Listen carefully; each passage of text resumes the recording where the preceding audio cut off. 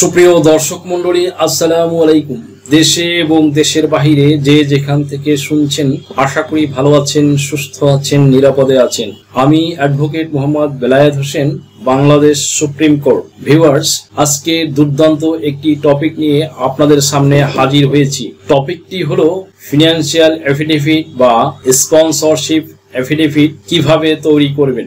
Viewers, asset valuation বা fixed asset, অথবা আপনি বলতে পারেন এটাকে ফিনান্সিয়াল সাপোর্ট, যেটার মাধ্যমে কিন্তু নির্ভর করে আসলে ভিসা পাবো কিনা। কারণ এখানে কিন্তু আমরা বেসিক্যালি উল্লেখ করি যে আমাদের সকল ধরনের এক্সপেন্স বা খরচ দিয়ে অস্ট্রেলিয়াতে বা বিশ্বের বিভিন্ন দেশে পড়াশোনা করতে কিংবা সাপোর্ট করতে, অ্যাজ ওয়েল অ্যাজ আমাদের যে স্পন্সর, কারো ক্ষেত্রে বাবা, কারো ক্ষেত্রে মা, তাদের যেই ইনফরমেশনগুলো, সকল ইনফরমেশন, সোর্স অফ ইনকাম, এই ইনকাম সোর্স কোথা থেকে টাকা আসে, কোন অ্যাসেট থেকে কি পরিমাণে টাকা আসে, সকল বিষয় কিন্তু এই ফাইন্যান্সিয়াল অ্যাফিডেভিট এর মধ্যে কিন্তু আমরা প্রথমে উল্লেখ করি। ওখানে ইনকামগুলো কিন্তু আমরা দিয়ে রাখি বার্ষিক বা অ্যানুয়ালি। এই অ্যানুয়াল ইনকাম কিন্তু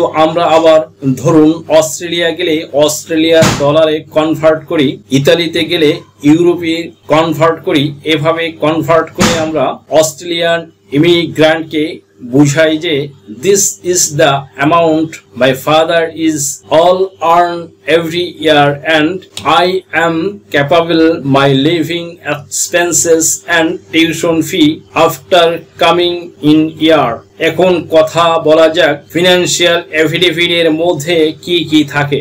ভিউয়ার্স, ফিনান্সিয়াল এফিডেভিট এর মধ্যে সর্বপ্রথম আপনার স্পন্সরের ছবি, পাশাপাশি আপনার ছবি থাকবে। এটা করার পরে প্রথমে আপনার স্পন্সর এর ছবি, এরপর আপনার ছবি থাকবে, দেন হচ্ছে আপনার স্পন্সরের প্রত্যেকটা সোর্স অফ ইনকাম। আপনার স্পন্সরের ডিটেইল হতে পারে আপনার স্পন্সর বিজনেসম্যান, আপনার স্পন্সর একটা রেস্টুরেন্ট আছে, ওকে, এই রেস্টুরেন্ট থেকে অ্যানুয়ালি কত টাকা ইনকাম হয়, এটা কত একর জায়গার মধ্যে অবস্থিত, দেন হচ্ছে আপনার স্পন্সরের একটা বাড়ি আছে, এটা কত জায়গার মধ্যে অবস্থিত, আপনার স্পন্সরের একটা বাড়ি আছে, এখন কততলা ফ্ল্যাট আছে, কততলা বাড়ি, কতটা ফ্ল্যাট আছে, ফ্ল্যাট গুলো কাকে কাকে ভাড়া দিয়েছেন, ওকে, ওইটার জন্য হয়তো এনআইডি কার্ড লাগতে পারে। আর কি আপনার ফ্ল্যাটের যে ফ্ল্যাট গুলো আছে কিংবা যারা ভাড়া থাকে তাদের হয়তো বা তাদের আইডি কার্ড লাগতে পারে, এটা আপনি চাইলে দিতে পারেন। আচ্ছা, এগুলো নিয়ে পরে কথা বলি। সো ওইটার একটা ইনফরমেশন, যদি আপনার 10 তলা বিল্ডিং হয়, 10 তলা বিল্ডিং এর প্রত্যেকটা বিল্ডিং এর প্রত্যেকটা ফ্ল্যাট থেকে কত টাকা ইনকাম আসে, ওটার ইনফরমেশন দিতে হবে। দেন হচ্ছে আপনার স্পন্সরের একটা ল্যান্ড আছে, সে ফর এক্সাম্পল যে ল্যান্ডের মধ্যে আপনার বাবা হচ্ছে বর্গা দিয়ে রেখেছে, দ্যাট মিনস তিনি নিজে দিয়ে রেখেছে আরেকজনকে। সো নিজে কিন্তু অ্যানুয়ালি একটা ইনকাম হয় ওইখান থেকে, কত টাকা আসে।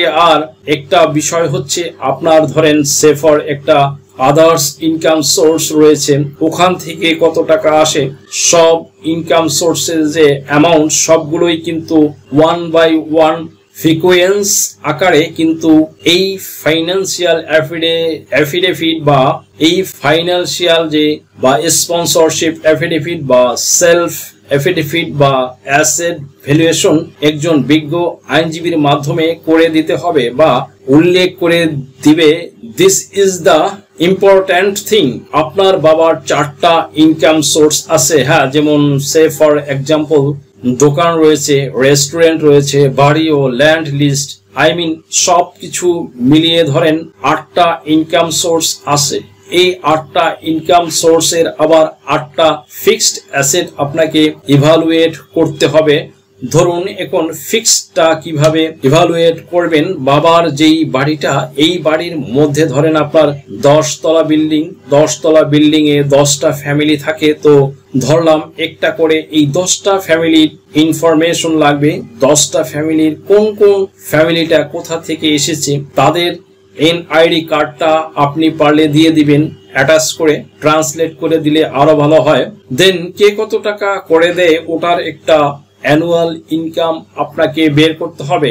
এটা হচ্ছে ইন ডিটেইলসে ফাইন্যান্সিয়াল অ্যাফিডেভিট এর ভিতরের জাস্ট উল্লেখ করা থাকবে একটা বিল্ডিং থেকে ইনকাম আসে, এটা হচ্ছে ইয়ারলি অথবা মান্থলি, বাট আপনার ফিক্সড অ্যাসেট নাম্বার 1 যেখানে ফাইন্যান্সিয়াল অ্যাসেট নাম্বার 1 এ আপনার উল্লেখ করা হয়েছিল যে এটা হচ্ছে বাড়ি, এখান থেকে ইনকাম আসে।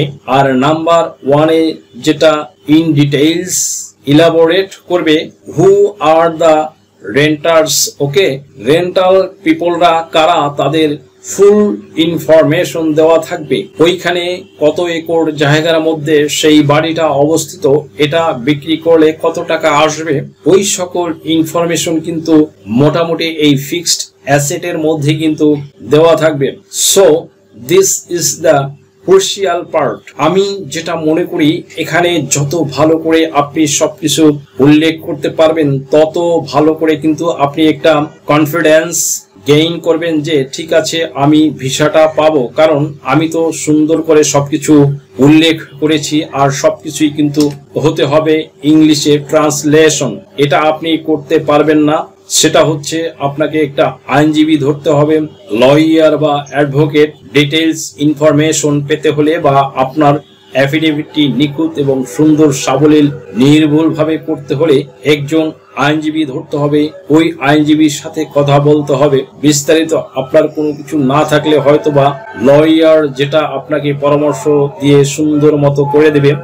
আরেকটা কাজ করতে পারেন, আপনি যখন এগুলো ট্রান্সলেট করবেন সেই ক্ষেত্রে আপনার আইনজীবীর সিগনেচার লাগবে, আপনার বাবার সিগনেচার লাগবে, আপনার বাবার প্রপার্টির মধ্যে প্রপার্টির যে ডকুমেন্টস গুলো আছে আপনার বাবা যেগুলো ওন করে ওইগুলো তো অবশ্যই ফটোকপি লাগবে।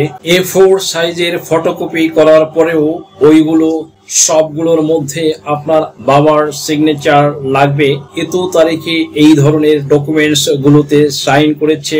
এন্ড দেন আরেকটা জিনিস হচ্ছে আপনার যদি কোনো দোকান থাকে, আপনার যদি কোনো মুদির দোকান থাকে, সেখানে আপনার প্রত্যেক দিন বেচাকেনা হয়।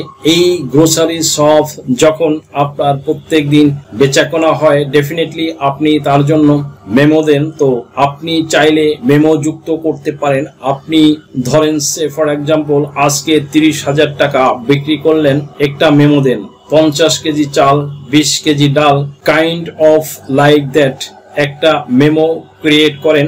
ওই মেমোটাকে স্ট্রং করে দেন, যতই স্ট্রং করতে পারেন ততই আপনার ফাইলটা বেশি ভারী হবে এবং আপনার ভিসা পাবার পসিবিলিটি বেড়ে যাবে অস্ট্রেলিয়াতে এসে পড়াশোনা করার জন্য।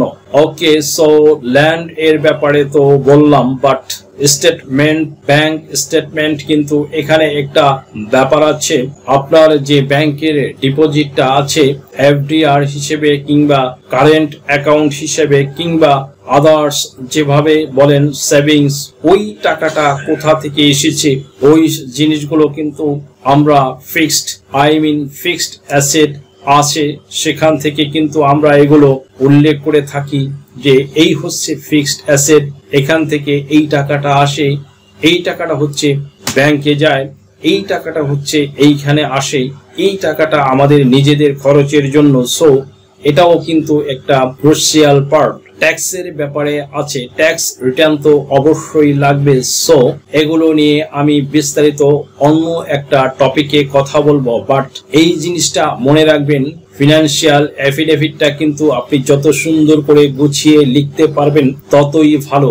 অনেকেই কিন্তু সেখান থেকে ফিনান্সিয়াল অ্যাফিডেভিট করে থাকে, এটা কিন্তু মোটেও উচিত নয়, কারণ এটা একটি অথেন্টিক সোর্স থেকে করাই ভালো, বিশেষ করে একজন বিজ্ঞ আইনজীবীর মাধ্যমে। আর বারবার এটা চেক দিবেন এই জন্য যে কোথাও কোনো ধরনের ইনফরমেশন ভুল লিখেছেন কিনা, আপনার বাবার পাসপোর্টের নাম্বার ঠিক আছে কিনা, আপনার নাম ঠিক আছে কিনা, আপনার বাবার নাম ঠিক আছে কিনা, সকল ইনফরমেশন কিন্তু ঠিক আছে কিনা আপনি যখন হিসেবে যেই ইনফরমেশন গুলো দেখাচ্ছেন ওই ইনফরমেশন গুলোর সাথে মিলাবেন। প্রত্যেকটা ইনফরমেশনের ঠিক আছে কিনা, each and everything and A to Z. ভাড়া দিয়েছে, তার নামটা এখানে একরকম দেওয়া আছে, ওইখানে মিলাবেন। তার নামের সিগনেচার আছে কিনা, তার নামের আইডি কার্ড আছে কিনা, সবগুলো কিন্তু আপনাকে মিলাতে হবে। মিলায়ে দেখবেন যে এখানে কোনো ধরনের যদি প্রবলেম না থাকে, then you can go forward. Otherwise যদি প্রবলেম থাকে তখন কিন্তু অস্ট্রেলিয়া ইমিগ্রেশন ফাইল কিন্তু আপনার ভিসা রিজেক্ট হওয়ার একটা কারণ না হবার পসিবিলিটি বেশি থাকে। তাই ডেফিনেটলি সার্টিফাইড বাই অ্যাডভোকেট দিয়ে এই জিনিসগুলো সার্টিফাইড করা লাগবে, আদারওয়াইজ এটা প্রবলেমের কারণ হতে থাকতে পারে। ওকে, আমি জিনিসটা বলবো সেটা হচ্ছে ফিনান্সিয়াল এফিডেভিটটা যখন আপনার রেডি হয়ে যাবে, ভালো করে এটাতে নজর দিবেন, দেখবেন সব ইনফরমেশন ঠিকঠাক ভাবে আছে কিনা। সব কিছু ঠিকঠাক থাকলে ইনশাল্লাহ পরবর্তীতে বাকি সব কাগজগুলো বা কাজগুলো আপনার জন্য ইজি হয়ে যাবে। But this is the most important part. Come Australia for study student.